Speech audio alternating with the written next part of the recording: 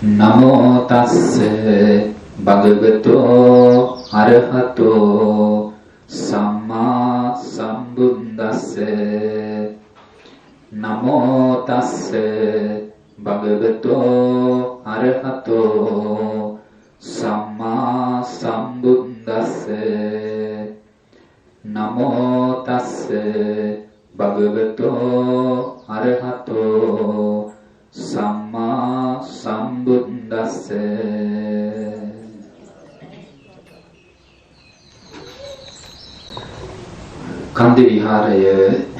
කන්ද විහාරයේ පින්වත් නායක මාහිමිපාණන් වහන්සේ ඇතුළු පූජනීය සංඝරත්නයන් අවසරයි ධර්ම ශ්‍රවණා විලාසී වාසනාවන්ත පින්තුනි, තවත් එක දවසක් තුල ධර්ම ශ්‍රවණය සිද්ධ කරගනිමින් අද දවස පුරාවට මේ පින්තුන් තමන්ගේ ආධ්‍යාත්මික ජීවිතය දියුණු කර ගන්නට උත්සාහයක් දරන මොහොත දවසක් හැටියට සලකන්නට පුළුවන්. බුදුරජාණන් වහන්සේ විසින් දේශනා කොට වදාළ උත්තරීතර ශ්‍රී සද්ධර්ම රත්නය තමයි අපි හැමදිනාටම සැනසීම සඳහා තිබෙන උතුම්ම රැකවරණය ගෙන දෙන උතුම්ම රත්නය බවට පත් වෙන්නේ. මේ ලෝකේ සෑම දෙයකටම වඩා අපිට බුදුරජාණන් වහන්සේ දේශනා කොට වදාළ ඒ උත්තරීතර ශ්‍රී සද්ධර්මය වටිනවා. කුමක් නිසාද? ධනයට බලයට නෑ පිරිස් ආදී පිරිස් බලයට දීපල හරකබාන වස්තු සම්පත් ආදී මේ සෑම දෙයකටම කෙනෙකුගේ ජීවිතයට කරන්නට බැරි දෙයක් තියෙනවා. ඒ තමයි මේ කෙලවරක් නැති සංසාර ගමනක සැරිසරමින් සිටින මේ සත්වයන්ගේ సంతාන තුල පවත්නා වූ ක්ලේශ ධර්මයෝ නැති කරලා ජාති ජරා ව්‍යාධි මරණ ආදී මේ සෑම දුක්ඛයන්ගෙන්ම අත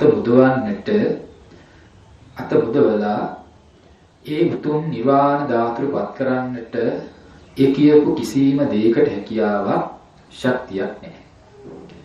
ඒ හැකියාව තිබෙන්නේ බුදුරජාණන් වහන්සේ දේශනා කොට වදාළ උත්තරීතර ශ්‍රී සද්ධර්මයට පමණයි.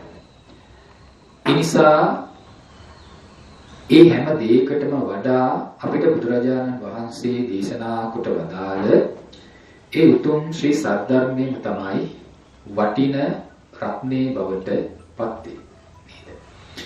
ඒ නිසා අපි නිරන්තරයෙන් ඒ ධර්මයට අනුව අපි අපේ ජීවිත පවත්වා ගන්නට, පුරුදු කරන්නට, දියුණු කරන්නට නැමුණු මනසකින් යුක්තව නිරන්තරයෙන් තමන්ගේ ජීවිතය පවත්වා ගන්න උත්සාහ දරා ගන්නට ඕනේ.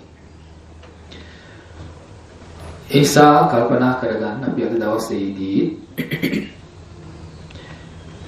ඒ පසුගිය ඒ වැඩසටහන් කීපයක් තුල එක දිගට සිදු කරමින් පැවති ඒ සෝවිසී ප ဋ ාණ දේශනා මාලාවේ තවත් එක දේශනාවක් අපි අද දවසේ මේ මොහොත තුල සිදු කරන්නට තමයි දැන් බලාපොරොත්තු වෙන්නේ. අපි මේ වෙනකොට ඒ ප ဋ ාණ දේශනාවේ ප්‍රත්‍යයන් කීයක් අපි දැන් සාකච්ඡා කරලා කතා කරලා තිබෙනවද? කතා කරා හේතු ප්‍රත්‍ය කතා කළා.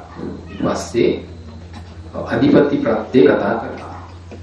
ආරම්මන ප්‍රත්‍ය කතා කළා. ඊට පස්සේ අනන්තර ප්‍රත්‍ය, සමානන්තර ප්‍රත්‍ය කතා කළා. ඊට පස්සේ සහජාත ප්‍රත්‍ය සහ අඤ්ඤමඤ්ඤ ප්‍රත්‍ය පිළිබඳව කතා කළා. ඒ ප්‍රත්‍ය පිළිබඳව ඒ උද්දේශ දේශනාවට අනුව දේශනාව තිබෙනේ පාළි වාක්‍යයන්ගේ පිළිබඳව අදහස් පැහැදිලි කරමින් ඒට ඇතුළත් වෙච්ච කරුණු කාරණා මොන වගේද කියන පිළිබඳව අපි කතා කරලා ඒ සම්බන්ධව යම් අවබෝධයක් ඇති කරගෙන තියෙන අවස්ථාව. ඒ නිසා අපිට අද කතා කරන්න තිබෙනවා ඊළඟ ප්‍රත්‍ය මොකක්ද? නිස්සය ප්‍රත්‍ය ගැන. නේද? නිස්සය ප්‍රත්‍ය පිළිබඳව අපි අද මේ වෙලාවේ සාකච්ඡා කරන්නට තියෙනවා. ගියවර අපි මේ නිස්සය ප්‍රත්‍යේ ඊටම සුළු කොටසක් පිළිබඳව යම් ආකාරයක කතා කළා. කාල වේලාව නිසා අපිට මේ ප්‍රත්‍ය ගැන කතා කරන්න හම්බුනේ නැහැ. ඒ නිසා දැන් අපි අද දවසේ මේ ප්‍රත්‍ය සම්බන්ධව කතා කරලා තමන් ඒ ප ဋ ාණ ඒ සත්‍යානාවන් ඒවා සිද්ධ කරනකොට ඒ අර්ථයන් තේරුම් සහිතව හොඳින් දැනගෙන ඒ දේ භාවිතා කරන්නට අපිට හැකියාව අවස්ථාව ලැබෙනවා. මේ විදිහට ඒ පිළිබඳව යම් පැහැදිලි කර ගැනීමක් සහිතව අවබෝධයක් ඇති කරගෙන මේ ප ဋ ාණ දේශනාවන් සත්‍යානා කිරීම පුරුදු කරන්නට. එහෙනම් අපි ගත්තොත් එහෙම නිස්සය ප්‍රත්‍ය. නිස්සය ප්‍රත්‍ය කියලා අපි එදා පැහැදිලි කළා මොකන්ද? නිස්සය කියලා කියනවා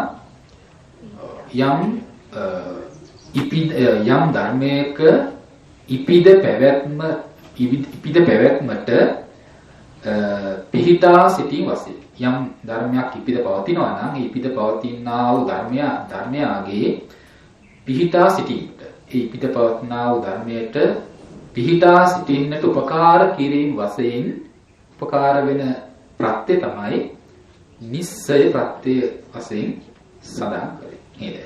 එහෙනම් කිටිම ගන්නකොට පිහිටා සිටීමට උපකාර වන්නා වූ දෙය නිස්සය ප්‍රත්‍ය. නේද? පිහිටා සිටින්නට කවරක් විශ්වාස සිටින්නටද මේ චිත්ත චෛතසික රූප පොදුවේ ගත්තොත් චිත්ත චෛතසික රූප කියන මේ ධර්මවලට පිහිටා සිටින්නට උපකාර පිහිටා සිටීම වශයෙන් උපකාර වෙන්නා වූ ධර්මය නිස්සය ප්‍රත්‍ය වශයෙන් කතා කරා නේද?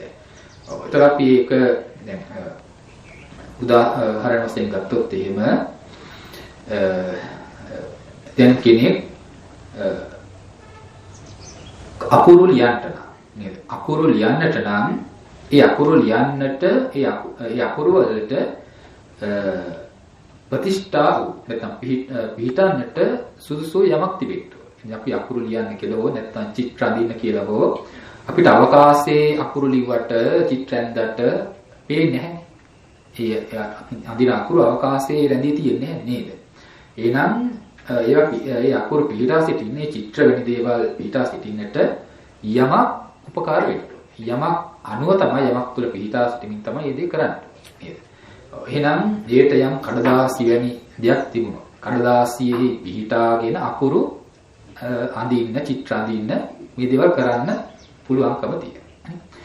ඒ වගේ මේ පුදින චිත්තයස ධර්මියෝද ධර්මයන්ටද ඉපිද පවතින්නට නම් ඒ ඉපිද පවතින ධර්මයන්ට පිහිටා සිටීම වශයෙන් ඉපිද පැවැත්ම සිද්ධ වෙන්නට සුදුසු ධර්මයන් තියෙනවා. සුදුසු ප්‍රත්‍යයන් උපකාරය බවක් අපිට තිබෙන්න ඕනේ නේද? අන්නේ උපකාර වන ස්වභාවය තමයි මේ ප්‍රත්‍ය නිස්සය ප්‍රත්‍ය කියන ප්‍රත්‍යයෙන් පැහැදිලි කරලා දෙන්නේ නේද? ඒතකොට ගත්තොත් එහෙම මේ නිස්සය ප්‍රත්‍ය ගැන කතා කරනකොට අපිට ප්‍රධාන වශයෙන් මේ කොටස් දෙකකට බෙදෙනවා නේද? නිස්සය ප්‍රත්‍ය ප්‍රධාන වශයෙන් කොටස් දෙකක් තියෙනවා. මොකක්ද? කියනවා සහජාත නිස්සය ප්‍රත්‍ය. පස්සේ නිස්සය ප්‍රත්‍ය බෙදෙනවා. ඊට පස්සේ පුරේජාත නිස්සය ප්‍රත්‍ය. පුරේජාත නිස්සය ප්‍රත්‍ය වශයෙන් නිස්සය ප්‍රත්‍ය කතා කරනවා.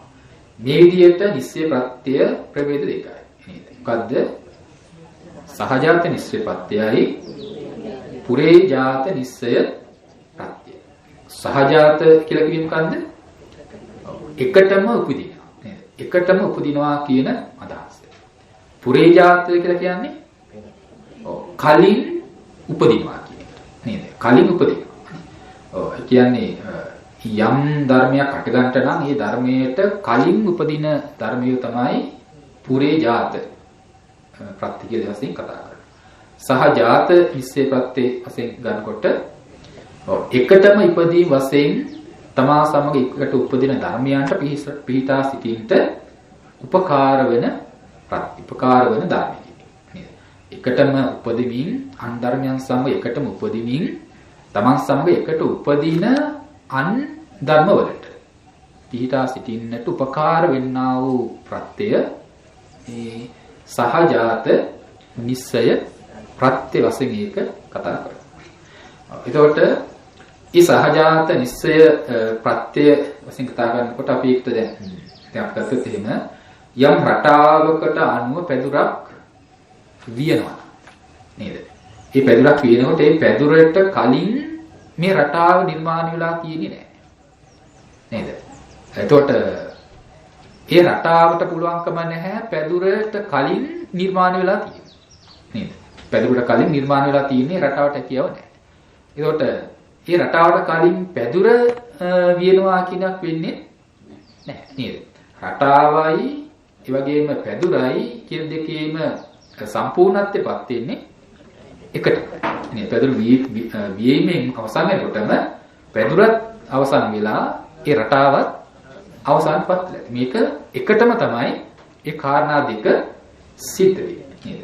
ඒ වගේ මේ එසේ හට ගන්නා වූ ධර්මයක් තියෙනවා. තමාගේ හට ගැනීමට වගේම අන්‍ය ධර්මයන්ගේ ඉපිද පැවැත්මටත් ඒකේ තමාගේ හට ගැනීම අන්‍ය ධර්මයාගේ ඉපිද පැවැත්මට උපකාර වීම කියන එක තමයි එතනින් අදහස් කරන්නේ. නේද? පැදුර නිශ්චය කරගෙන තමයි අර රටාව තියෙන්නේ. පැදුර නිශ්චය කරගෙන අර යම්කිසි රටාවකට අනුව නේද? මොකක් හරි ඒ අශ්වයේ රූපයක් ඇති වූ පැදුරක් නිර්මාණය වෙනවා. ඒ අශ්වයා කියන රූපයට පිහිටා සිටින නිශ්චය වුණේ මොකන්ද? අශ්වයා කියන රූපයට පිහිටා සිටින්නට නිශ්චය වෙලා තියෙන මොකන්ද? පැදුර. නේද? ඒ පැදුර. ඒතරේ අශ්වයා කියන රූපයට පිහිටා සිටින්නට නිශ්චය වෙච්ච පැදුර ඒ අශ්වයාට කලින් හටගෙන ඇතිවලා තිබෙන්නේ නැහැ. ඒ අශ්වයා කියන රූපයට පසුව හටගෙන තිබුණේ නැහැ. නේද? එහෙනම් ඒ නිශ්චය වන ඒ අශ්වයා කියන රූපයට නිශ්චය වෙන ඒ පැදුර මේ එකටම තමයි ඒ රූපේ අවසන් එකටම තමයි ඒකේ මේ අවසන් වීම නේද? ඒ වගේ මේ අපේ උපදින්නා වූ ධර්ම තියෙනවා. නේද? ඒ වගේ උපදින ධර්ම කීපයක් තියෙනවා. එහෙනම් යාර එකටම උපදිමින් අන් ධර්මයන්ට පිටා සිටින්න උපකාර වෙන ප්‍රත්‍ය තමයි කිව්වේ මොකද්ද? සහජාත නිශ්චය ප්‍රත්‍ය. તો සහජාත නිශ්චය ප්‍රත්‍ය කතා කරනකොට කරුණු අපිට කතා කරන්න පුළුවන් කොටස් පහකින්. ඒ කොටස් පහකින් ඒ කතා කරන්න පුළුවන්. නේද? අපි ඒක මතක් කළොත් චත්තාරෝ කන්දා අරූපිනෝ අඤ්ඤමඤ්ඤං නිස්සේ පච්චේන පච්චේ. ඒක. ඊපස් තියෙනවා චත්තාරෝ මහා භූතා අඤ්ඤමඤ්ඤං නිස්සේ පච්චේන පච්චේ. ඊට පස්සේ ඔක්කාන්තිකනේ නාම රූපං අඤ්ඤමඤ්ඤං නිස්සේ පච්චේන පච්චේ. ඊළඟ තමයි චිත්ත චේතසිකා ධම්මා චිත්ත සමුට්ඨානානං රූපානං නිස්සේ පච්චේන පච්චේ. ඊළඟ තමයි මහා භූතා උපාදාය රූපානං නිස්සේ පච්චේන පච්චේ. ඒතර අන්නේ කියන කොටස් ටික. ඒ මේ නිස්සේ ප්‍රත්‍යේ ඒ පාළි කොටසේ ගන්නකොට ඒ තියෙන කොටස. ඒ කියන පද පහකින් නේද? මේ පහකින් තිබෙන ඒ වාක්‍ය ටිකෙන් අදහස් කරන්නේ සහජාත නිස්සේ ප්‍රත්‍ය පිළිබඳව කාරණා. ඊට පස්සේ තව කොටසක් තියෙනවා ඒකටම අදාළව මේ චක්කායතනං චක්කු විඥාන ධාතුය තං සම්පයුක්තකානං ධම්මානං නිස්සේ පච්චේන පච්චේ කියලා ඒ තියෙන කොටස ගන්නකොට අපිට හම්බ වෙන්නේ පුරේ ජාත නිස්සේ පච්චේ කියන කොටසට. එහෙනම් අපි කලින් කොටස අපි පැහැදිලි කරගත්තොත් කොහොමද චත්තාරෝ කන්දා අරූපිනෝ අඤ්ඤමඤ්ඤං නිස්සේ පච්චේන පච්චයෝ කියලා ගන්නකොට ඒ කොටස ගන්නකොට චත්තාරෝ කියන කන්ද සතරක් කියන එක නේද? සතරක් කියන එකයි චත්තාරෝ කන්දා. මොනවද? ස්කන්ධ හතරක්. මොන ස්කන්ධද? චත්තාරෝ කන්දා අරූපිනෝ නේද? අරූපී ස්කන්ධ හතර. අරූපී ස්කන්ධ හතරයි කියන්නේ මොනවද? වේදනා ස්කන්ධය, සංඥා ස්කන්ධය, සංකාර ස්කන්ධය, විඥාන ස්කන්ධය. ඔය සතර නාම ස්කන්ධය තමයි එතනදී චත්තාරෝ කන්ද අරූපිනෝ කියලා කතා කරන්නේ. ඊට පස්සේ අරූපිනෝ අඤ්ඤමඤ්ඤං නිස්සේ පච්චේ පච්චේ. චත්තාරෝ අරූපිනෝ කන්දා හරි නේද? අඤ්ඤමඤ්ඤං නිස්සේ පච්චේ පච්චේ. හරි. ඒතර එහෙනම් අඤ්ඤමඤ්ඤං කියන්නේ ඔවුනොත්. ඒ සතරක් වූ අරූපී නාමස්කන්ධ හතර. සතරක් වූ ස්කන්ධ හතර, නාමස්කන්ධ හතර ඔවුනොත්. ඔවුනොන්ට අඤ්ඤමඤ්ඤ වශයෙන් මේ නිස්සේ භාවය. නිස්සේ වශයෙන් මේ ප්‍රත්‍ය වෙනවා කියන එක. නේද? අපි ගත්තොත් එහෙම එතනදී ඒ කියන්නේ නිස්සේ ගන්නකොට එතනදී අඤ්ඤමඤ්ඤ ලෙස. ඒ කියන්නේ ගත්තොත් එහෙම මේ නාමස්කන්ධ හතර. නාමස්කන්ධ හතරක් ගන්නකොට අපි මෙහෙම මේ හරගත්තොත් කොහොමද? අපි චක්කු විඥාන මට්ටම ගන්නකො. චක්කු විඥාන මට්ටමේ. මේක තියෙනවා මේක වට්ටිට බලන්න ඕන අපි අර බලගන්න විදිහට. කොහොමද ඒක හරිද? මේක අමුදේ කියන්නේ බලන්න.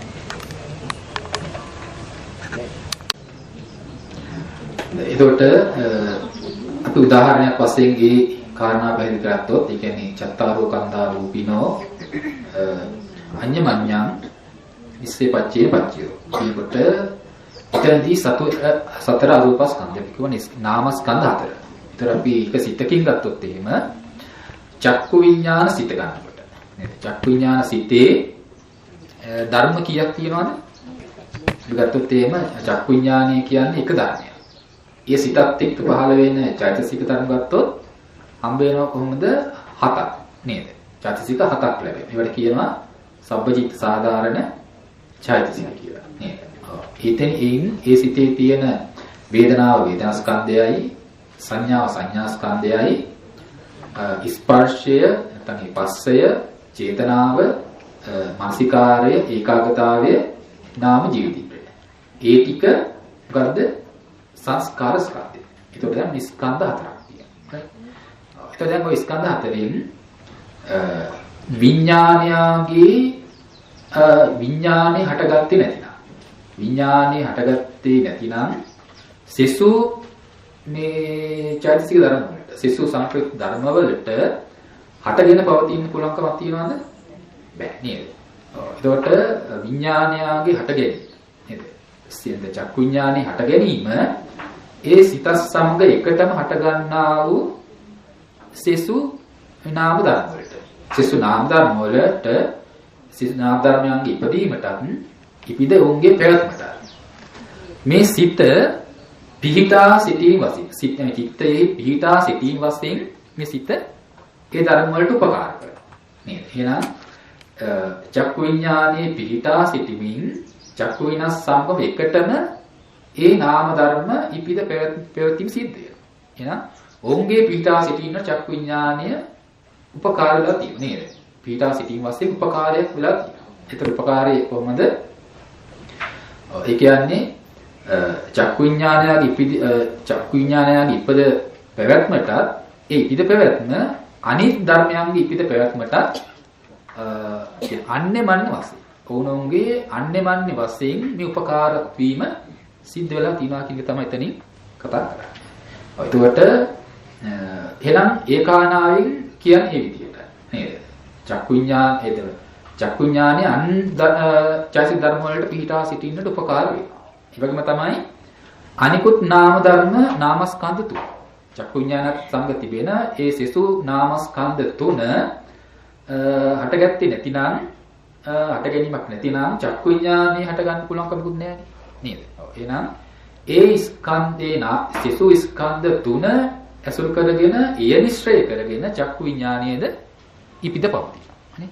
එහෙනම් චක්කු විඥානයේ ඉපිද පැවැත්මට අනිත් ධර්ම තුනත් චක්කු විඥානයේ සිසු ධර්මයන්ගේ ඉපිද පැවැත්මට චක්කු විඥාන කියලා ඕනෝන්ට අඤ්ඤමඤ්ඤ වශයෙන් මේ පිහිටා සිටින්නට උපකාර වීම සිද්ධ වෙලා තියෙනවා. ඒක තමයි මොකද කිව්වේ? එතකොට සහජාත නිස්සය ප්‍රත්‍ය. සහජාත නිස්සය ප්‍රත්‍ය. එකටම ඉපදීම වශයෙන් ඕනෝන්ට උපකාර වීම. කියන තමයි එතනින් කතා කරන්නේ.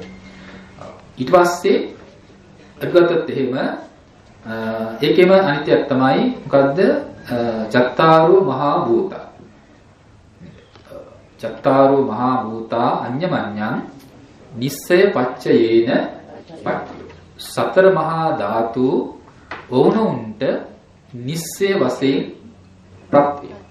ඒකනේ සතර මහා ධාතු ධාතු එක ධාතුවක් සිසු ධාතුන්ගේ හට ගැනීමට. හටගෙන පැවැත්මට එකට ඉපදීම වශයෙන් ඕනොන් මේ එකට ඉපදීම වශයෙන් මේ පිහිටා සිටීමේ උපකාර වීම සිද්ධ කළා නේද? එහෙනම් දැන් ගත්තොත් එහෙම පඨවි ධාතුව නේද? පඨවි ධාතුවේ පිහිටා පඨවි ධාතුව නිශ්චය කරගෙන පඨවි ධාතුව නිශ්චය කරගෙන සෙසු ධාතු තුන ඉපිද පවතී.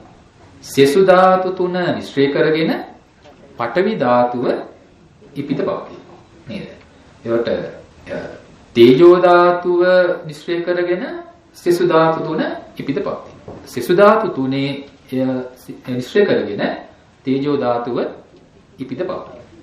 මේ විදිහට ඒ එක ධාතුවක් ධාතු තුනකට. එතකොට ධාතු තුනක් එක ධාතුවකට. තව ධාතු දෙකක් ධාතු දෙකකට. නේද?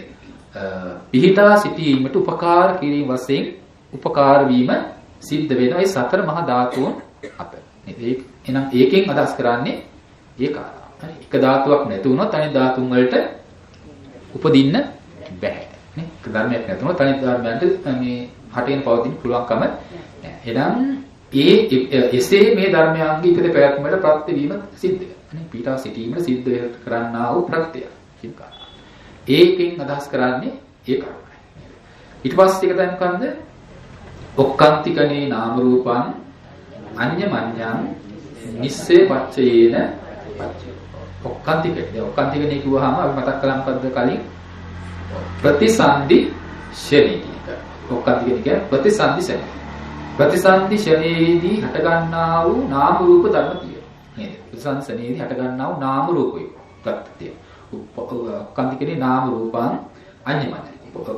ප්‍රතිසන්දි ශරීරයෙන් හට ගන්නා වූ නාම රූප ධර්මයෝ ඔවුනොවුන්ට ඉපිද පැවැත්මට ඔවුනොවුන්ම මේ උපකාර වෙනවා කියන තමයි එතනින් අදහස් කරන්නේ. ඒතකොට දැන් ප්‍රතිසන්දිසනේ ගන්නකොට එතනදී මේ සිතක් ගත්තාම එතනින් උපදින රූපේ තමයි මොකන්ද? දැන් සාමාන්‍ය මනුස්ස භූමියේ නම් මිනිස්සෙක් වශයෙන් කෙනෙක් මව කුසක උපදිනවා නම් ප්‍රතිසන්දිසනේ හට ගන්න පුළුවන් රූප තමයි මොනවද? අපි මතක් කරමු මොකද? රූප 30ක් කියලා. නේද? රූප 30ක් එක රූප ගත්තොත්. නැත්නම් කලාප වශයෙන් ගත්තොත් කලාප 3ක්. කලාප 3ක්. නේද? ඒ කියන්නේ මොකද්ද? භාව දශකයයි, කාය දශකයයි, වත්තු දශකයයි. ඔය දශක තුනනේ. ඒක රූප මේ රූප කොටස් 10යි 10යි. එක කලාපයකට 10ක් කියන. ඒක තමයි ඒ කලාප 3ක් තියෙනවා. ඒකට කියනවා මේ දශක 3ක්. නේද? නැත්නම් ත්‍රිසන්දි කියලා කියනවා. එතකොට මේ ඔක්කොම තේ රූප 30ක් තියෙනවා. එතකොට එතනදී ඒ රූප 30ම ඒ ප්‍රසන්දි ශනේ හට ගන්නා වූ නාම ධර්ම වලට පිහිටා සිටින්නට උපකාර වීම වෙන්නේ නැහැ. ඒ රූප 30න් ප්‍රසන්දි ශනේ හට ගන්න නාම ධර්ම වලට ඉපිද පවතින්නට පිහිටා සිටින්නට උපකාර වන්නේ මොන රූපයේද? එතනින් ගන්නේ වස්තු රූපය විතරයි. නේද? වස්තු දශකේ හම් වෙන වස්තු රූපය පමණයි. එනේ කර්මානුරූප කර්මප්‍රත්‍ය කරගෙන හටගන්න සියුම් රූපයක් හම් වෙනවා වස්තු රූපේ. ඒතකොට මේ වස්තු රූපය නිශ්චය කරගෙන තමයි ප්‍රතිසන්දි සනේ හටගන්නා වූ නාමස්කන්ධ හතරට. එතන සිතයි චෛතසිකේ පහළ වෙනවා. අපි ගත්තොත් එහෙම ප්‍රසංසනේම මහා කුසල සිතක් හටගත්තා. මහා කුසල විපාක සිතක්. නේද? මහා කුසල විපාක සිතකින් නම් ප්‍රතිසන්දි ලබා ගන්න. ඒ මහා විපාක සිතට ඉපිද පවතින්නට ඒ සමග පහළ වෙච්ච හදේ වස්තු රූපය මේ උපකාර වෙලා පීඨා සිටීම වශයෙන් ඒක උපකාර වෙලා තියෙනවා. ඒක තමයි තියෙන ප්‍රත්‍ය නේද? සහජාත නිස්සේ ප්‍රත්‍ය වෙන්නේ. ඒතකොට එතනදී මේ මොකද්ද හදේ වස්තු රූපේ? චෛතසිකයන් වල සිත සහ චෛතසිකයන්ට පීඨා සිටින්නට හදේ වස්තු රූපේ නම් ප්‍රත්‍ය උනේ. ඒතකොට එතනදී සහජාත උපනිශ්‍රේ ප්‍රත්‍ය වෙන්නේ මොකද්ද? නාම ධර්ම වලට වස්තු රූපය. වස්තු රූපය තමයි සහජාත ප්‍රත්‍ය වෙනවා ඒ නාමස්කන්ධයට. ඒකට වස්තු රූපේ හට ගන්නට මේ ඒ ප්‍රසංසනි හට ගන්නා වූ නාම ධර්ම සමූහය. සිත සහ චෛතසිකය. නැත්නම් සතර ස්කන්ධය. සතර ස්කන්ධය ප්‍රත්‍ය වෙලා තියෙනවා වස්තු රූපය ඉබිද පවතින්නට. නේද? ඒතර එහෙනම් එතනදී ඒ වස්තු මේ ඊතර සතර නාම ස්කන්ධය තමයි සහජාත නිශ්චයපත්‍ය උනේ කුමකටද? වස්තු රූපයට. නේ? එතනම් ඕනෝන්ද අඤ්ඤමඤ්ඤ වශයෙන් එතනදී මේ නිශ්චයපත්‍ය වීම සිද්ධ වෙලා තියෙනවා. එතකොට දැන් අනිත් ඒ රූප 30න් රූප 29ක්ම සහජාත නිශ්චයපත්‍ය වෙන්නේ නැහැ. හරි? රූප 30න් වස්තු රූපේ විතරයි. ඉතිරි රූප 29ම සහජාත නිශ්චයපත්‍ය වෙන්නේ නැහැ. ඒක ඒ ටිකට ගන්න පුළුවන් මොන විදියද? අනිත් ටික සහජාත ප්‍රත්‍ය වශයෙන්. හරි. නාම ධර්මات එක්කම එකටම හට ගන්නා වූ ධර්ම ටික නිසා ඒවා සහජාත ප්‍රත්‍ය වශයෙන් ගන්න නේද? ඒතර මේ විදියට ඒ වශයෙන් ඒක සලකනවා. ඊට පස්සේ ඒ වගේ එතන එනවා ඒ විදියට ඊට පස්සේ එතනදී හේතුව සහ ඵලය ගන්නකොට දැන් වස්තු රූපය සහජාත නිශ්චය ප්‍රත්‍ය වුණා නම් එතකොට ඒ වස්තු රූපේ නිශ්චය කරන් හට ගන්න නාම ධර්මියෝ මොනවද? ප්‍රත්‍යෝත්පන්න ඵල ධර්ම වේ. නේද? ඒක සහජාත නිශ්චය ප්‍රත්‍යාගේ ප්‍රත්‍යෝත්පන්න වේ. ඒකට ප්‍රසංසනේ හටගත් සතර නාමස්කන්ධය නිශ්චය කරගෙන නම් වස්තු රූපේ හටගන්නේ. එතකොට ප්‍රත්‍ය වෙන්නේ මොකන්ද? එතනදී ප්‍රත්‍ය වෙන එක සහජාත නිශ්චය ප්‍රත්‍ය වෙන්නේ සතර නාමස්කන්ධය. ප්‍රසංසනේ පහළ වෙන සතර නාමස්කන්ධය. ප්‍රත්‍යෝත්පන්න වෙන්නේ වස්තු රූපේ. වස්තු රූපේ. නේද? ඒ විදිහට. අර කලින් කියපු ටිකෙත් ඒ වගේ තමයි ගන්න. සතර මහා ධාතුන්ගෙන් පටිවි රූපය නිශ්චය කරගෙන සිසු ධාතුන් හටගත්තා. එතනදී සහජාත නිශ්චය ප්‍රත්‍ය මොකන්ද? පඨවි ධාතුව. පඨවි ධාතුව තමයි සහජාත නිශ්චය ප්‍රත්‍ය. ඒතකොට මේ සහජාත නිශ්චය ප්‍රත්‍යාගේ ප්‍රත්‍යෝත්පන්න ධර්ම වෙන්නේ අනිත් ධාතු තුන වෙනවා නේද? ඒතකොට ඒ විදිහට. ඊට පස්සේ ඒ සෙසු ධාතු තුන තේජෝ ආපෝ වායෝ තුන නිශ්චය කරගෙන පඨවි ධාතුව ඉපිද පවතිනවා. එතකොට සහජාත නිශ්චය ප්‍රත්‍ය වුණේ අර කියපු ධාතු තුනයි. ඒකේ ප්‍රත්‍යෝත්පන්න වුණේ පඨවි ධාතුව නේද? ඒ වශයෙන් ඒක එතන තියෙන ප්‍රත්‍යයත් ප්‍රත්‍යෝත්පන්න කියන එක එතනින් තේරුම් ගන්න. ඊට පස්සේ අපි තියෙන එක තමයි මොකද්ද? හතරවෙනි වාක්‍ය තමයි චිත්ත චේතසිකා ධම්මා චිත්ත සමුට්ඨානානං රූපානං නිස්සේ පච්චේන පච්චය. නිස්සේ පච්චේන පච්චය. වෙන එතනින්පත් කියන්නේ චිත්ත චෛතසික ධර්මයන් චිත්ත සමුට්ඨාන රූපවල නේද? ඒකට එනම් කියන්නේ මොකද්ද?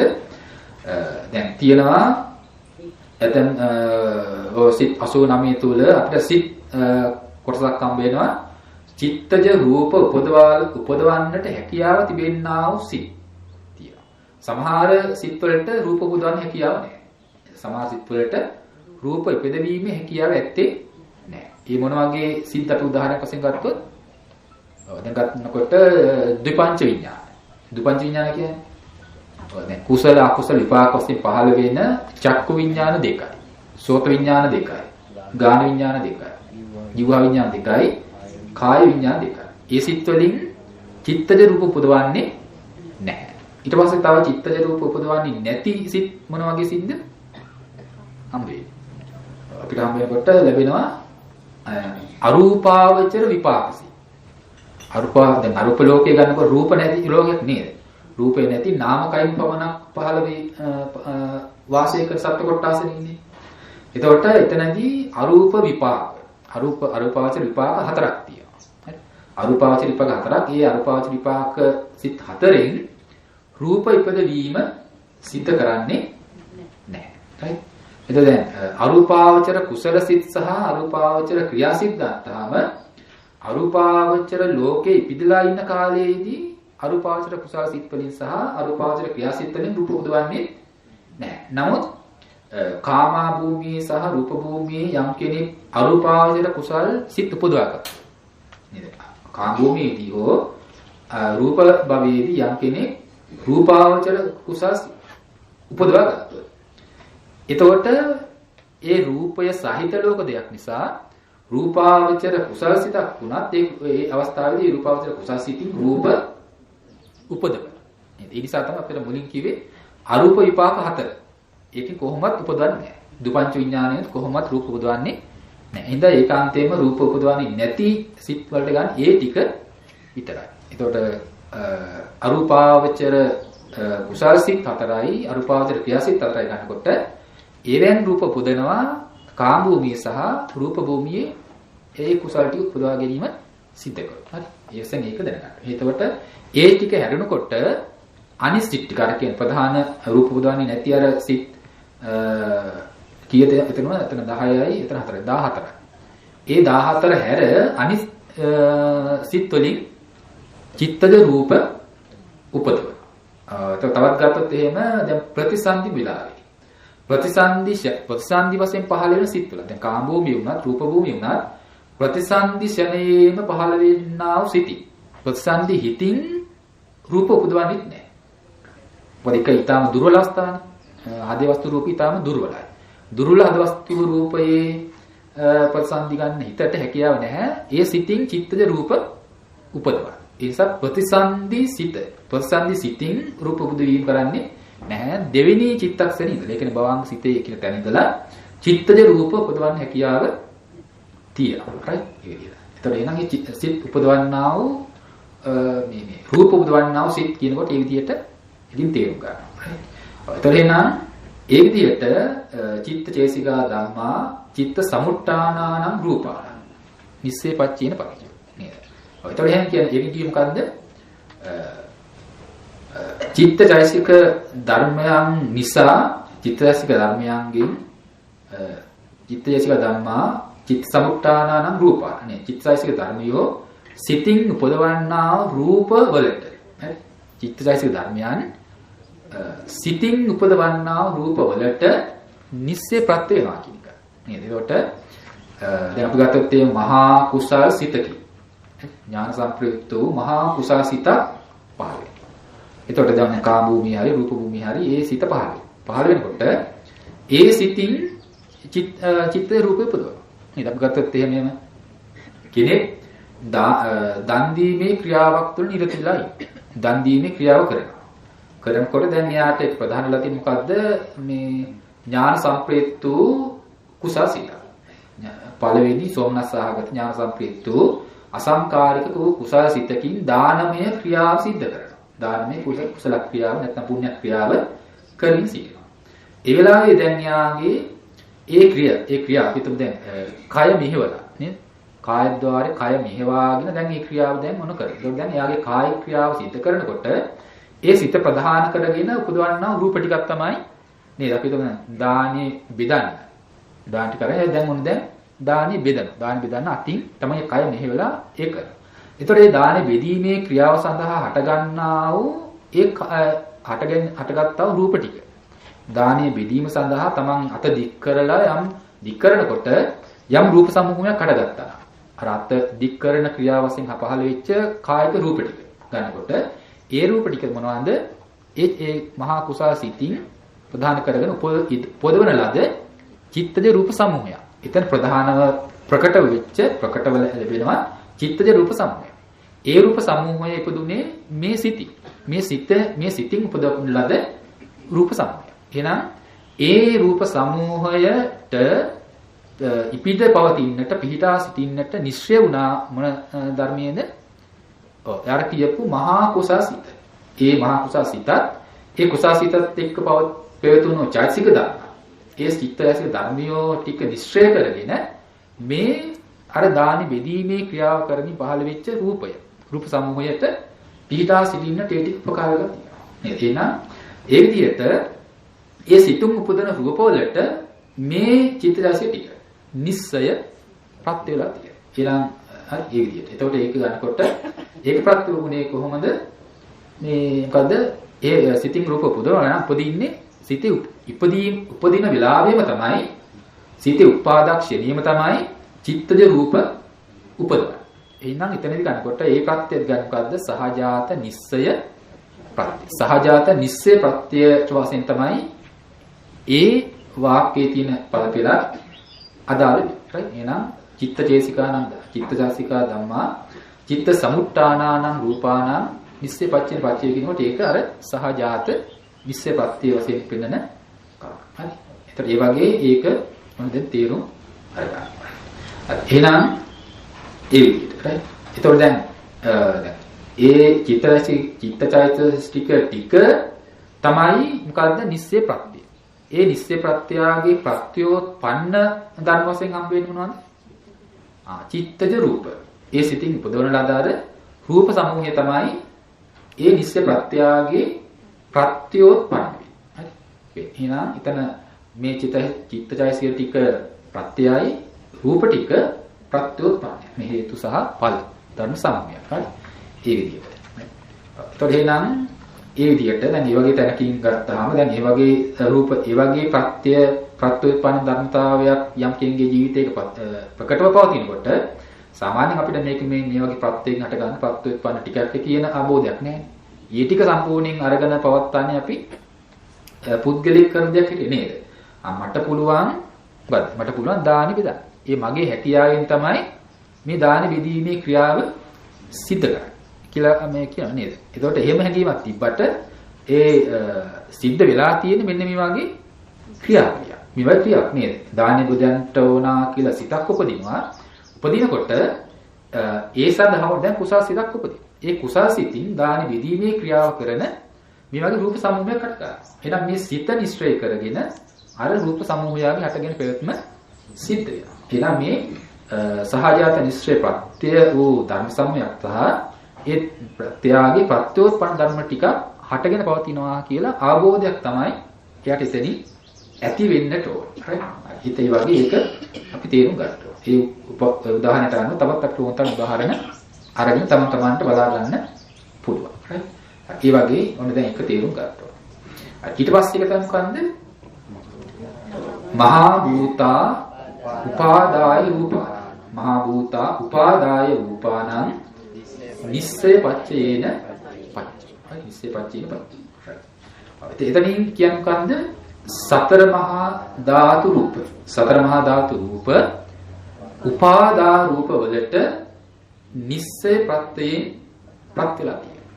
එතකොට මේ නිස්සය ප්‍රත්‍ය වශයෙන් අපි අරගන්න මොකන්ද? සතර මහා ධාතුව නිශ්චය කරගෙන තමයි ඒ උපාදා රූපය හටගන්නේ නේද? උපාදා රූප කියන සතර මහා ධාතු නිසා පවතින රූපය නේද? වර්ණ රූපය, ගන්ධ රූප, රස රූපය නේද? මේ වගේ එතකොට භාව රූපය, ඉත්ති රූප, පුරුෂ රූප කියලා මේ වගේ රූප හම්බ වෙනවා නේද අපිට? කොටක්. එතකොට රූප 28න් රූප 24ක්ම උපාදා රූප වශයෙන් සලකනවා නේද? එතකොට ඒ සතර මහා ධාතු නිසා පවතින රූපයක්.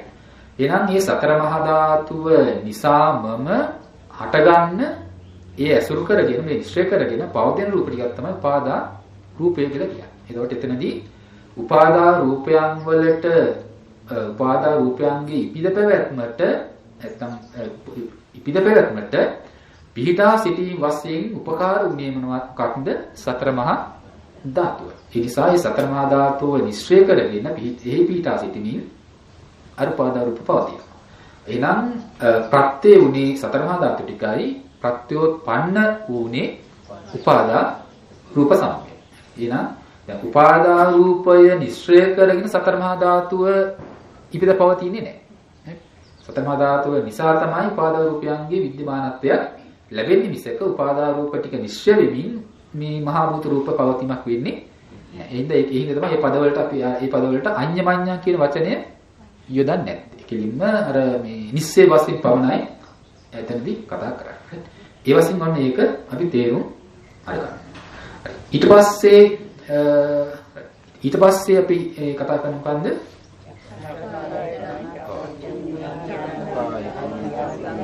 චක්කායතනං චක්කු විඥාන ධාතුය තං සම්පයුක්තකානං ච ධම්මානං ඉස්සේ පච්චයේන පච්චය. දැන් ඊපස්. එහෙනම් දැන් මෙතනට කලින් කතා කරපු ඒ කොටස් ටික තමයි අපි කතා කරපුවා සහජාත නිස්සය ප්‍රත්‍යය. මේ ප්‍රත්‍ය ටිකෙන් මේ කියපු මේ නිස්සය ප්‍රත්‍ය කොටස් ටිකෙන් කතා කරන්නේ පුරේ ජාත නිස්සය ප්‍රත්‍ය සම්බන්ධ තමයි දැන් මේ පද ටිකෙන් කතා කරන්නේ. ඒකට එතනින් අදහස් කළේ මොකන්ද? චක්කායතන. චක්කායතන කියලා කිව්වේ මොන රූපෙටද? ඇසෙට්. නැත්නම් ගත්තේ මොකද කියනවා? චක්කු ප්‍රසාදයට. චක්කු ප්‍රසාදයට තමයි චක්කායතනය කියලා කියන්නේ. විතර මෙන්න මේ කියන චක්කායතනය. එහෙම නැත්නම් මේ චක්කායතනය ප්‍රත්‍ය වෙලා තියෙනවා ඉපිද පවතින මොන ධර්ම වලටද? චක්කු විඥානියට. චක්කු විඥාන සමග තිබෙන චෛතසික ධර්ම වලට. එතකොට සිතයි එතන චෛතසික 7යි ගන්නකොට ධර්ම 8ක් තියෙනවා. සිතයි චෛතසික. ඒ ධර්ම 8ට ඉපිද පවතිනට චක්කායතනය නිශ්චය වෙලා තියෙනවා මොන නිශ්චය වශයෙන්ද?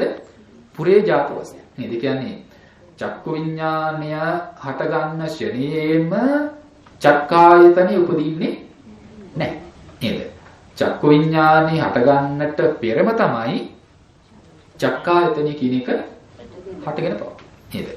දැන් දැන් විගතොත් එහෙම චක්කු විඥානේ හට ගන්නට පූර්වයේ චිත්තක්ෂණ මේ 4කට කලින්.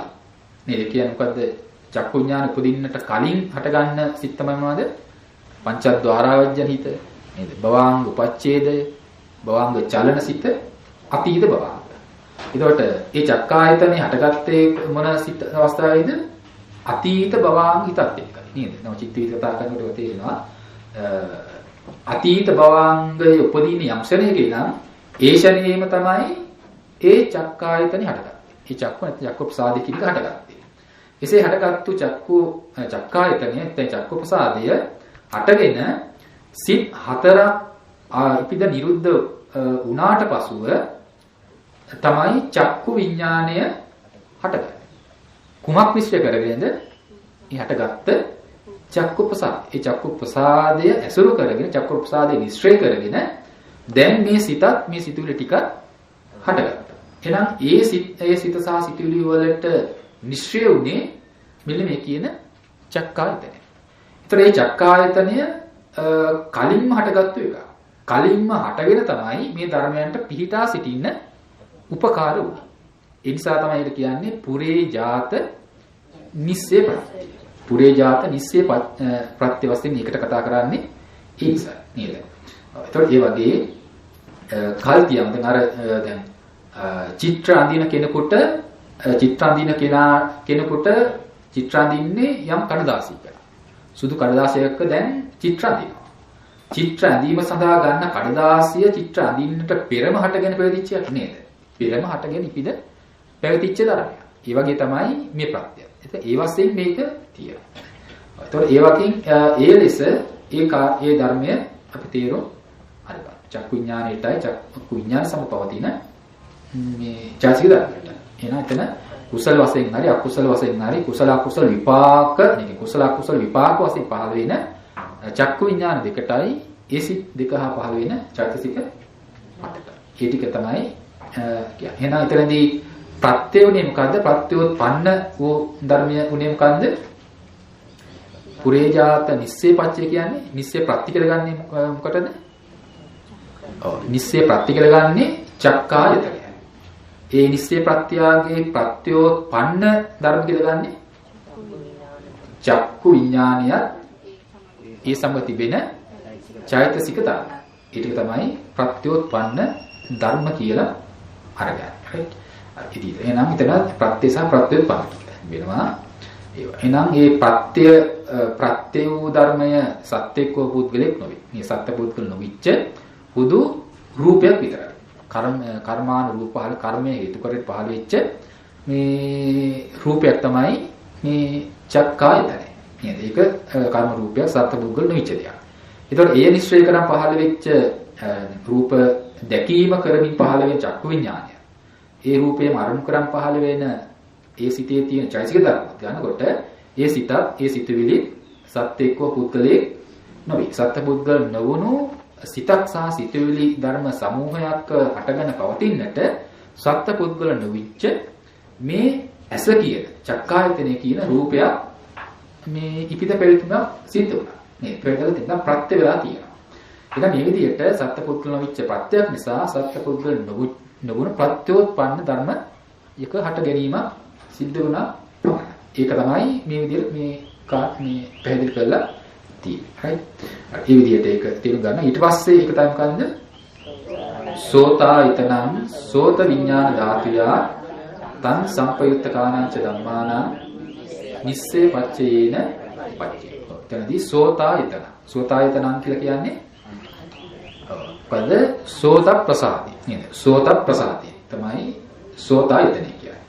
එතකොට තං සෝත විඥාන ධාතුය. සෝත විඥාණයට තං සම්ප්‍රයුක්ත. ඒ කියන්නේ මේ සෝත විඥානයේ සමග එකට යෙදෙන සම්ප්‍රයුක්ත වුණු චෛතසික ධර්ම වලට නිස්සය වශයෙන් නිශ්චය භාවයෙන් ප්‍රත්‍ය වේ. ඉතින් තමයි එතනදී මේ සෝතායතනෙ පිළිබඳව පැහැදිලි කරන්නේ. එහෙනම් සෝතප්‍රසාදයේ උපකාර කරගෙන සෝතප්‍රසාදයේ නිශ්චය කරගෙන ඒ සෝතප්‍රසාදයේ ඉපිද පවතින්නට උපකාර වෙනවා සෝත මේ සෝතායතනේ අර ධර්ම ටික නේද? ඒක තමයි එතනින් කතා කරන්නේ. එහෙනම් එතන සෝත විඥාන දෙකට ඒ සිද්දක සමතිය චෛසික ටික තමයි එතනදී ධර්ම වශයෙන් ගන්නවා. ඊට පස්සේ ඒක තමයි මොකන්ද? ගානායතනං ගාන විඥාන ධාතුය තං සම්ප්‍රිත කාණංච ධම්මානා නිස්සේ පච්චේන පච්චේ. ගානායතන කියනකොට ගාන ප්‍රසාදී. ගාන ප්‍රසාදී කියන රූපේ තමයි එතනදී ගානායතනය කියන්නේ. right? එතකොට ගානායතනං ගාන විඥාන ධාතුය. ඒක මොකද්ද? ගාන විඥානය. නේද? ගාන විඥානය කියන්නේ මොකද්ද? ගන්ධයන් දැනීම කරන සිත තමයි ගාන විඥාන. ඒ සිතත් එක්ක පවතින චෛතසික ධර්ම වලට.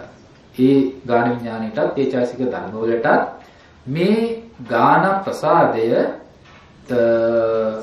නිස්සේ වශයෙන් නිශ්චය භාවයෙන් ප්‍රත්‍ය වෙලා තියෙනවා. එනම් ගාන ප්‍රසාදය නිස්සේ ප්‍රත්‍යයයි ඒ නිස්සේ ප්‍රත්‍යයගේ ප්‍රත්‍යෝත්පන්න තමයි ගාන විඥානය සහ ගාන විඥාන සංග තිබෙන චෛතසික සම. එනම් ප්‍රත්‍ය සහ ප්‍රත්‍යෝත්පන්න ධර්ම ටිකක් එතනින් හම්බෙනවා.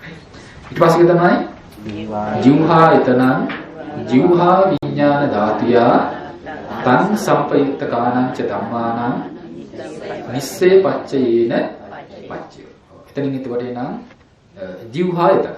ජීවහායතන කියලා කියන්නේ ජීවහා ප්‍රසාදයේ කියන රූපය. ජීව ප්‍රසාදය. ඊට පස්සේ මේ ජීව ප්‍රසාද රූපයට ජීව ප්‍රසාද රූපේ ඉපිද පවතින සම්ප්‍රයුක්ත ධර්ම ගතනවාද? පද ජීව විඥානයයි ඒහා සම්ප්‍රයුක්ත වුණු චෛතසික ධර්ම. එහෙනම් ජීව විඥානයේට ඒ සිතහා තියෙන චෛතසික ධර්ම වලට ඉපිද පෙවත්මට පීඨා සිටින් වශයෙන් ප්‍රත්‍ය වෙනවා. මොකද්ද? ජීවහා ප්‍රසාදය කියන්නේ ජීවහායතනය. එහෙනම් ජීවහා ප්‍රසාදේ නැත්තම් ජීවහායතනය තමයි නිස්සේ ප්‍රත්‍යය නැත්නම් පුරේජාත නිස්සේ ප්‍රත්‍යය. ඒකේ ප්‍රත්‍යෝත්පන්න ටික තමයි ජීව විඥානයයි ඒහා සම්ප්‍රයුක්ත වුණු චෛතසික ධර්ම සම. right? ඒ වශයෙන් ඒකම දැන් තේරුම් ගන්න. ඊට පස්සේ තමයි කායායතනං කාය විඥාන ධාතුය තං සම්ප්‍රයුක්ත කාණංච ධම්මානං නිස්සේ පච්චයේන පච්චය. එතන කතා කරන්නේ මොකද්ද? කායායතන. කායායතන කියලා කියන්නේ කය නේ කාය ප්‍රසාදය. කායයතන කියන කාය ප්‍රසාදය කියන්නේ. හරි. කාය ප්‍රසාදය. එතකොට ඊට පස්සේ මොකද්ද? කාය විඥාණයට. කාය විඥාණයට එහා සම්ප්‍රයුක්ත වුණු චෛතසික ධර්ම වලට. නේද? වලට උපිද පවතින්නට පත් වෙලා තියෙන නිශ්චය වීම වශයෙන් පත් වෙලා තියෙනවා. මොකද්ද? කාය ප්‍රසාද. කාය ප්‍රසාද. නේද? එහෙනම් ඒ පත් වෙන්නේ කොහොමද? නේද? කාය විඥාණයට කලින් ඉපිද පැවතීම් වශයෙන් ඒ ධර්ම වලට ඉපිද පවතින්නට නිශ්චය වශයෙන් ප්‍රත්‍ය වෙනවා. එහෙනම් කායයතනිය නිශ්චය ප්‍රත්‍යයයි ඒ චිත්ත සහජයිසික ටික ප්‍රත්‍ය නිශ්චය ප්‍රත්‍යාගේ ප්‍රත්‍යෝත්පන්න ධර්ම සමූහය. හරි. ඒ වශයෙන් තමයි ඒක ගන්න. එහෙනම් ඒ විදිහට දැන් ඔන්න ඒක ඒතනදී අපි දැක්කේ. හරි. නම් රූපයක් ගැටෙනකොට නේද? දැන් ගන්ධයක් හෝ රසයක් හෝ පොට්ටබ්බාරම්මණයක් හෝ ගැටෙනකොට ඒ ගැටෙනකොට ඒ අරමුණු කරන් හට ගන්න සිත සහ සිතුවිලි වලට මෙන්න මේ විදිහට මේ ආයතනය මේ පංච ආයතනය පුරේ ජාත කලින් නිපිද කලින් ඉපදී වශයෙන් මේ ගැටෙන අරමුණු දැන ගැනීමට මේ ප්‍රත් වෙලා තියෙනවා. දැන ගැනීම පිණිස ඔවුන්ගේ ඉපිද පැවැත්මට නිසේ ප්‍රත්වීම සිද්ධ වෙලා තියෙනවා. මිසක එනම් ඒක සත්පුද්ගල භාවයකට සම්බන්ධව සිදුවෙන ක්‍රියාදාමයක් නොවේ. නේද? ඒ පවත්නා ඒ ධර්මයන්ගේ ඒ ධර්මයන් වල බලපාන ඒ ධර්මයන්ගේ ප්‍රත්‍ය වෙන ආකාරය, ප්‍රත්‍යක්ෂ ස්වභාවය. ඒවායේ සිදුවෙන සිදුවීම් ටිකක් තමයි මේ පැවැත්ම. නේද? ඒ සිදුවීම් පැවැත්ම තමයි අපිට බුදුහාමුදුරුවෝ මේ විදිහට දේශනා කරලා තියෙන්නේ. එහෙනම් ඒ සිදුවීමේ ක්‍රියාදාමය ඒ సంతානීය කෙලෙස් තිබුණා වේවා කෙලෙස් නැතුණා වේවා ඒ ක්‍රියාදාමය ඒ ආකාරයටම සිද්ධ වෙනවා. ඔවුන්ගේ ප්‍රත්‍ය ටික ඒ ප්‍රත්‍ය වශයෙන් ප්‍රත්‍යඋත්පන්න ටික වෙනවද? ඒ ධර්මතාවයේ ස්වභාවයන් ටික ඒ ආකාරයෙන් ක්‍රියාත්මක වෙමින් පවතින. ඒ බඳු ක්‍රියාවලියක පැවැත්ම පිළිබඳව තමයි මේ අපේ නොදන්නා බව තියෙන්නේ. නේද? නොදන්නා බව තියෙන්නේ. ඒ නොදන්නා බව නිසා ඒ පැවැත්ම අපිට සත්‍යය පුද්ගලයා සත්වයක විසින් කරන දෙයක් බවට පත් වෙනවා. සත්වයේ පුද්ගලත්වයෙන් අරගෙන සත්වයක පුද්ගලයෙකු විසින් කරන දේවල් වශයෙන් අරගෙන ඉබඳු ක්‍රියාවන් හරබයා ඉබඳු ධර්ම ස්වභාවයන් හරබයා අපේ තෘෂ්ණාවෙන් නේද උපාදානයෙන් මේ විදියට නොඑක් විදියට කෙලෙස් ඇති කරගන්නවා. කෙලෙස් ඇති කරගෙන කර්ම රැස් කර. කර්ම රැස් කරනකොට ඇති වෙන මොකද්ද?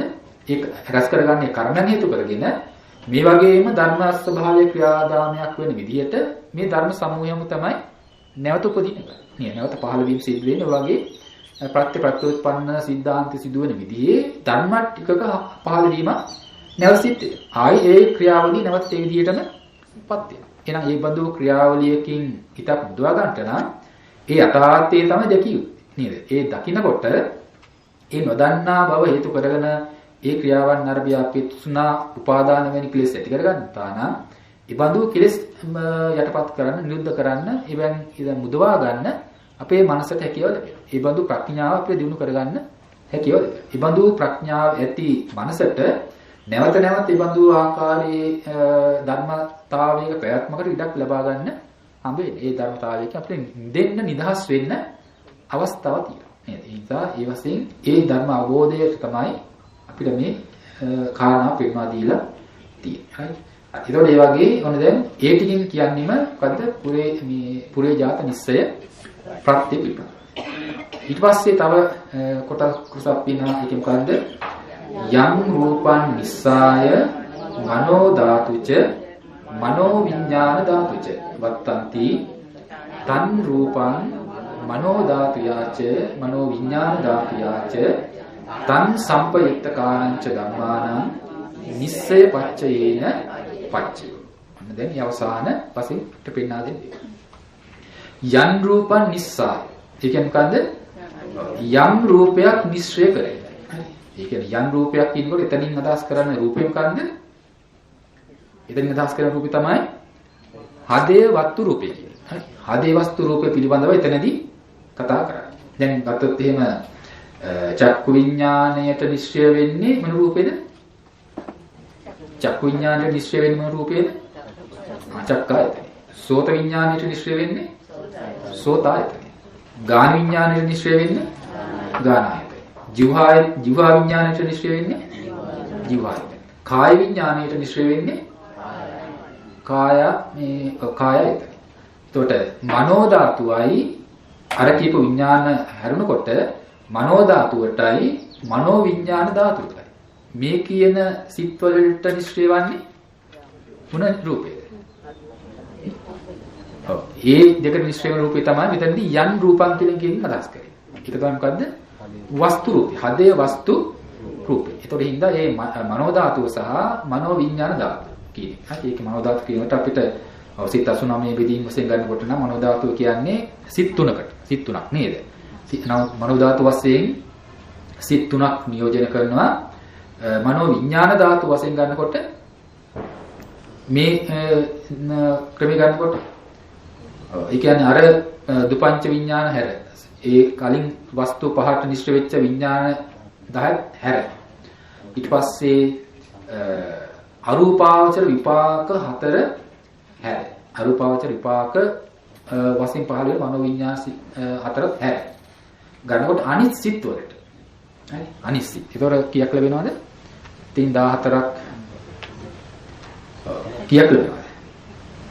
ඒ සිත් ටික හැරුණකොට මනෝ ධාතු සහ මනෝ ධාතු තුනයි මනෝ විඥාන වශයෙන් ගන්නකොට සිත් ඔක්කොම මනෝ විඥාන වශයෙන් ලැබෙනවා 72ක් හම්බ වෙනවා. හරි 72යි මනෝ ධාතු 3යි කීයද? 72යි 3යි 75යි.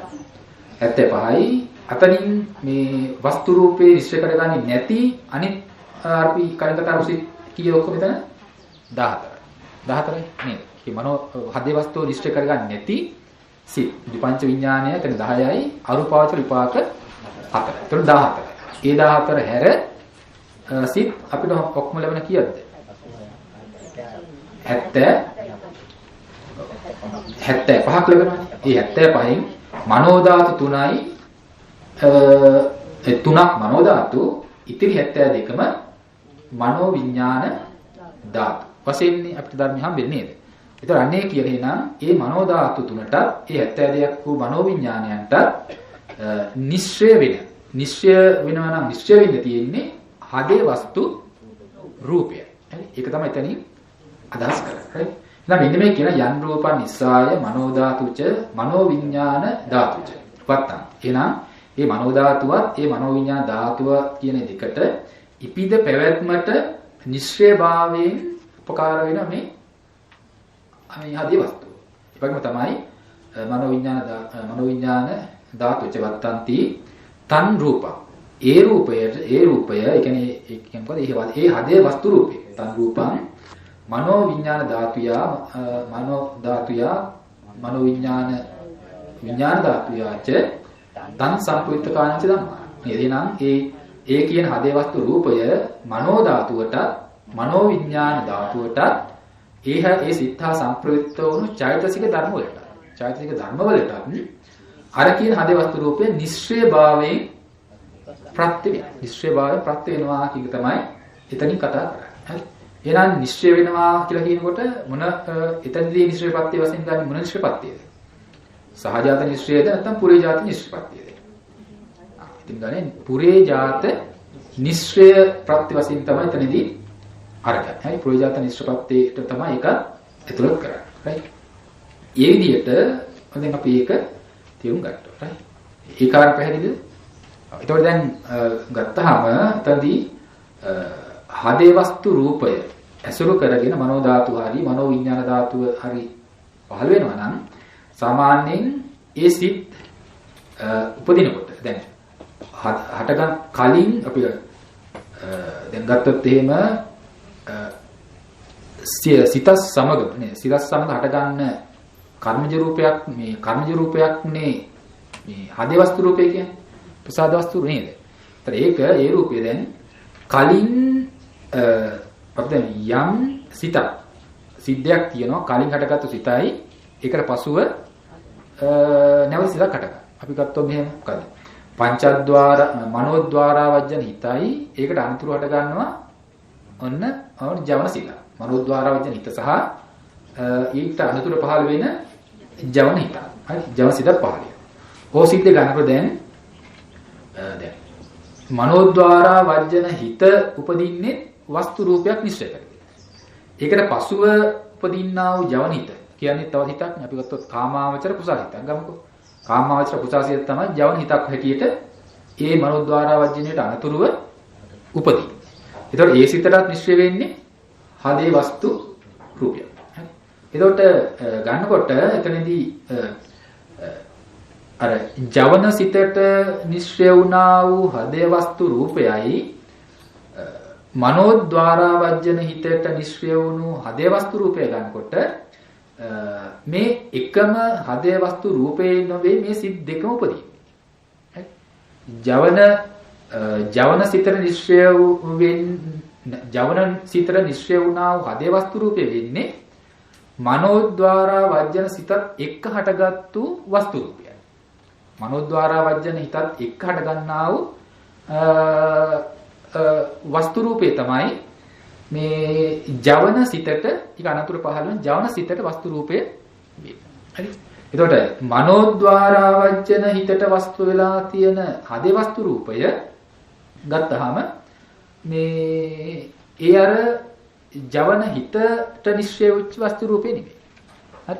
එතකොට මනෝද්වාර වජ්ජන හිතට නිශ්චය වෙන්නේ වෙන වස්තු රූපේ කියන්නේ ඒ අර භවංග උපච්ඡේද හිතත් එක්ක හටගන්න වස්තු රූපය. හරි. භවංග උපච්ඡේද හිතත් එක්කත් වස්තු රූපය හටගන්නවා. කර්මයජ රූප වශයෙන් ගන්නවා හට ගන්නවා. ඒ වස්තු රූපය නිශ්චය කරගෙන තමයි මනෝද්වාර වජ්ජන හිත පිහිටා සිටි නිශ්චය වෙන්නේ. ඊට පස්සේ මනෝද්වාර වජ්ජන හිතත් එක්ක හටගන්න මේ වස්තු රූපයක් තියෙනවා. ඒ වස්තු රූපය නිශ්චය කරගෙන තමයි ඒකට අනුතුරු හටගන්න ජවන හිත පිහිටා සිටින්නට නිශ්චය වෙන්නේ. ඒතර පළවෙනි ජවන හිතත් එක්ක හටගන්න වස්තු රූපයක් තියෙනවා. ඒතර ඒ පළවෙනි ජවන හිතත් එක්ක හටගත්ත වස්තු රූපය නිශ්චය කරගෙන තමයි දෙවෙනි ජවන හිත උපදී පවතී. එතකොට මේ වගේ එක හිතක් ගන්න ගන්නකොට එක වස්තු රූපයකට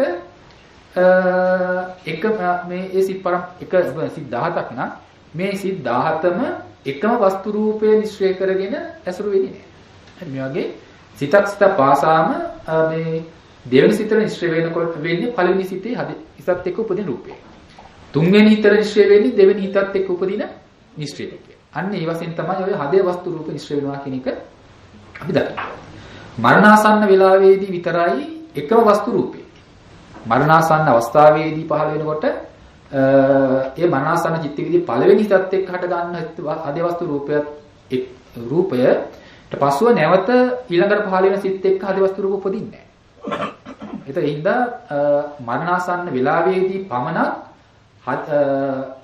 ඒ සිත් 17න් පළවෙනි සිතත් එක්ක හට ගන්න හදේ වස්තු රූපය මිශ්‍ර කරගෙන ඒ චිත්ත විදියට අදාළ සියලු සිත් ඉපදීම සිද්ධ වෙනවා. මේ අවස්ථාවේදී පමණක්. හරි. ඒ වගේ මේක ඒ සමය ගැඹුරු වෙන්න පුළුවන් කරුණු ටික.